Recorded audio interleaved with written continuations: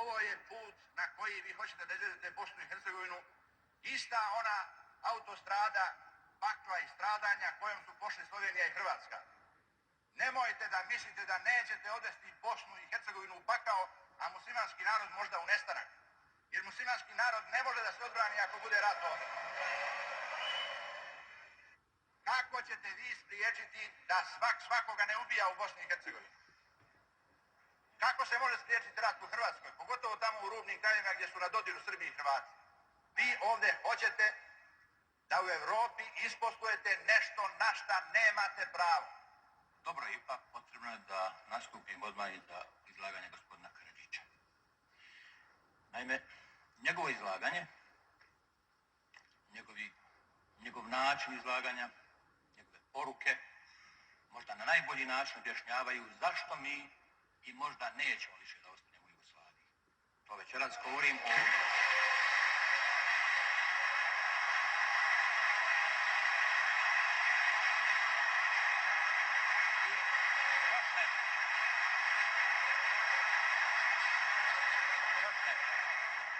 Njegov način, njegove poruke možda objašnjavaju zašto i drugi neće da ostanu u toj Jugoslaviji.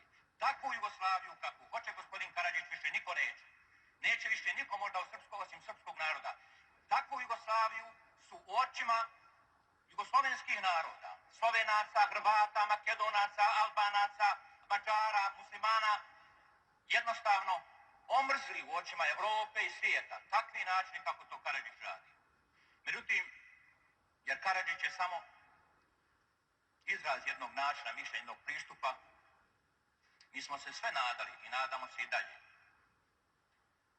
da će proraditi, da se naša nada, da će srpski narod doći do svoje demokratske tradicije, da će srpski narod otkriti one zalihe demokratske tradicije koje imaju i koje ga odlikuju, po kome je bio poznat u svijetu.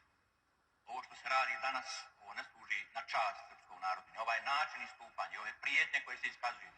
Muslimanski narod neće nestati. To ja poručujem gospodinu Karadžiću.